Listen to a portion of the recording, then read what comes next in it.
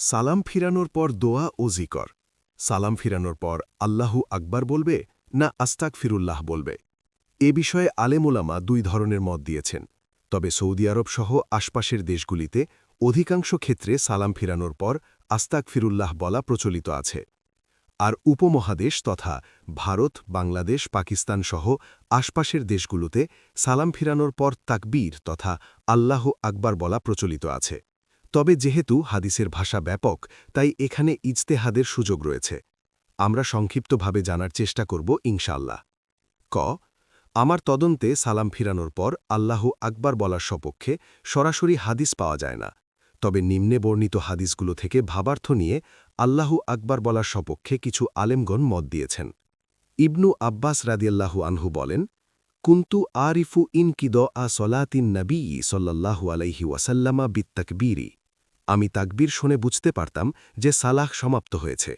আরও দেখুন বুখারী ৮৮২, মুসলিম ৫৮৩, মিশকাত ৯৫৯, ইবনে খুজাইমা ১৭০৬, ইবনে হিব্বান ৫৩৩০, জামেহ সাহিহ ৬০৩৭। উল্লিখিত হাদিসে আমরা তাকবীরের কথা পেলাম। এখন তাকবীর শব্দ দ্বারা কি বোঝানো হয়েছে সেটা আমরা একটু দেখার চেষ্টা করব।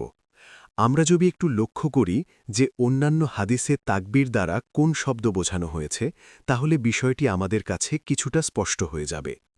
বুখারী ৮৪৩ নম্বর হাদিসে নবী সাল্লাল্লাহু আলাইহি ওয়াসাল্লাম তাসবিহ, তাহমিদ এবং তাকবীর পাঠ করার কথা বলেছেন এবং হাদিসের শেষ অংশে তাকবীর দ্বারা আল্লাহু আকবার বলতে বলেছেন।